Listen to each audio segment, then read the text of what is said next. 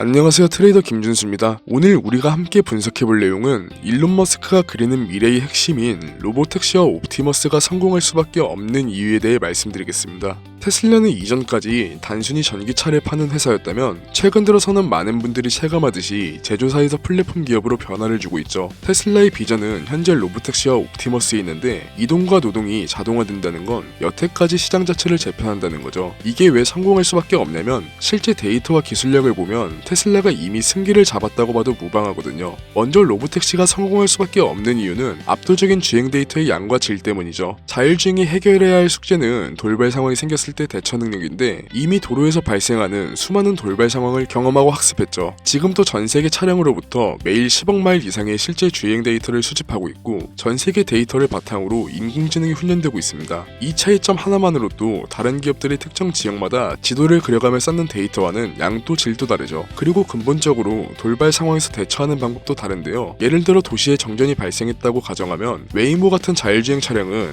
고정밀 지도와 정해진 규칙에 기반하고 신호등이 어떤 상태일 때 움직인다는 규칙만 적용시켜 놓은 상태라 정전 같은 변수에선 스스로 판단을 내리지 못합니다. 하지만 테슬라는 정전 같은 변수와 복잡한 도로 상황에서도 인공지능이 직접 보고 판단하는 방식이라 실제 사람처럼 유연하게 대처할 수 있는데요. 이런 기술적인 격차를 보여줌과 동시에 제조 효율성조차 압도적인 차이를 보이고 있죠. 경쟁사들이 비싼 센서와 복잡한 장비 때문에 시간과 돈을 쏟아부을 때 테슬라는 기가프레스 같은 초정밀 주조공법을 통해 차량을 싸고 빠르게 찍어내죠. 이런 차이점들은 경쟁사 대비 로보택시를 빠르게 양산해서 시장을 선점할 수 있는 결정적인 요인이 될 겁니다. 그리고 옵티머스도 마찬가지로 로보택시와 데이터를 공유하는데요. 백지 상태에서 처음부터 만드는 게 아니라는 거죠. FSD를 통해 모은 데이터를 인공지능과 결합시키는 건 어떤 로봇 기업도 가지지 못한 테슬라만의 독보적인 강점이고 로봇의 부품들도 자동차 구동 시스템을 만들던 노하우로 직접 설계하고 대량 생산하고 있죠. 경쟁사들처럼 하청에 맡겨서 조립하는 게 아니라 직접 제작하고 조립한다는 건 핵심 부품들을 상대적으로 훨씬 낮은 비용으로 생산할 수 있다는 거고 이는 곧 생산 능력을 통해 가격 경쟁력에서도 차이를 극명하게 가르겠다는 겁니다.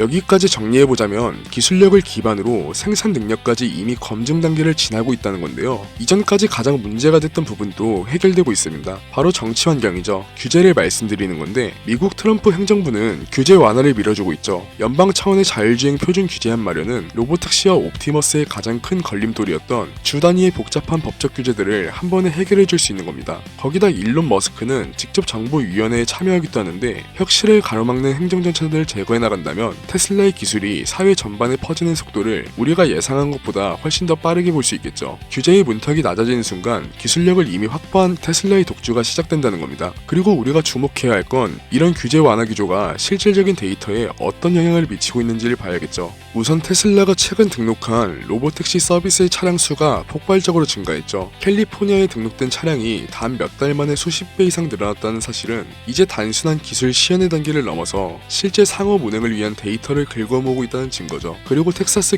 기가팩토리에서 로보택시 양산을 위한 대규모 생산 라인 점검이 진행되고 있다는 것도 본격적인 상용화를 암시하고 있고요. 그런데 이런 대규모 생산을 위해선 24시간 가동되기 위한 전력도 필요하겠죠. 생산성을 높이려면 저렴하고 안정적인 전력은 필수적인데 이조차도 테슬라는 메가팩이라는 배터리를 통해 전력을 생산하고 저장하며 관리하는 인프라를 모두 갖추고 있죠. 여기까지 놓고 보면 옵티머스가 본격적으로 상용화되기 전 테슬라의 공장에서 시범 단계를 거칠 텐데 옵티머스가 로보택시를 조립하고 메가팩을 통해 스스로 충전하고 최적화하는 시스템이 하나의 플랫폼 안에서 통합되어 작동될 겁니다. 이건 운영 효율성과 마진율 면에서도 선순환을 만들어낼 수 있겠죠. 그래서 결국 일론 머스크가 생각하는 미래가 현실화된다면 로보택시의 상용화는 시간이 지날수록 운송산업 전체적으로 영향을 끼칠 텐데 이동수단을 넘어 물건을 운송하는 수단에도 사용되겠죠. 그렇게 되면 인간이 주행하는 환경 자체가 완전히 없어질 거고 이때부터 효율성과 안정성은 극대화되기 시작합니다. 교통사고의 90% 이상이 졸음운전과 전방주시 태만 등 사람의 실수에 의해 발생하는데 로봇은 졸지도 지치지도 않죠. 시야도 훨씬 넓은 만큼 사고율도 획기적으로 낮출 수 있어 사고 처리에 필요한 비용 등 사회적 비용도 줄어들지만 운송업계에서 가장 큰 비용을 차지하는 인건비가 나갈 일이 없으니까 물류 비용 자체도 절감되는 효과가 있죠.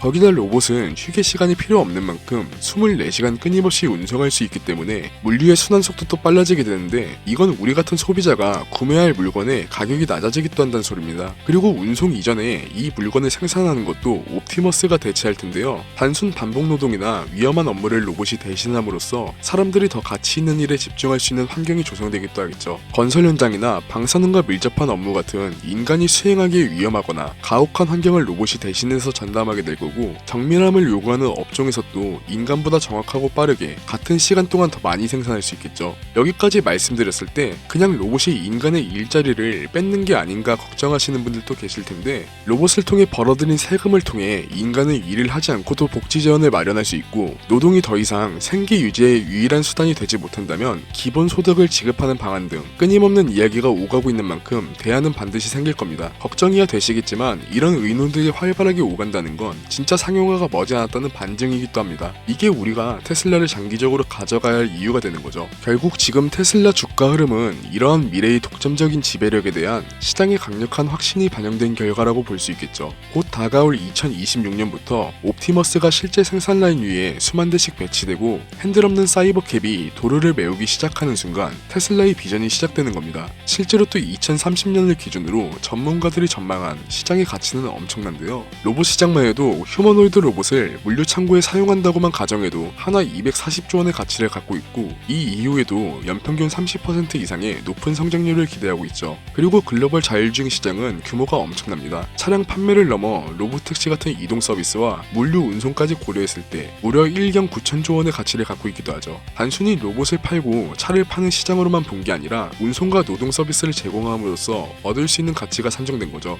이와 같은 산업 전체를 대체하는 거대한 서비스 인프라를 테슬라가 선점할 수 있는 거고요. 인류의 모든 이동과 노동 인프라를 소유할 기업에 투자하고 있다는 확신만 가지신다면 여러분들의 투자 성과를 결정짓는 핵심이 될 겁니다. 오늘 테슬라에 대한 전망과 상세 분석은 여기서 마치겠습니다. 시청해주셔서 감사드리고 더 좋은 영상으로 찾아뵙겠습니다.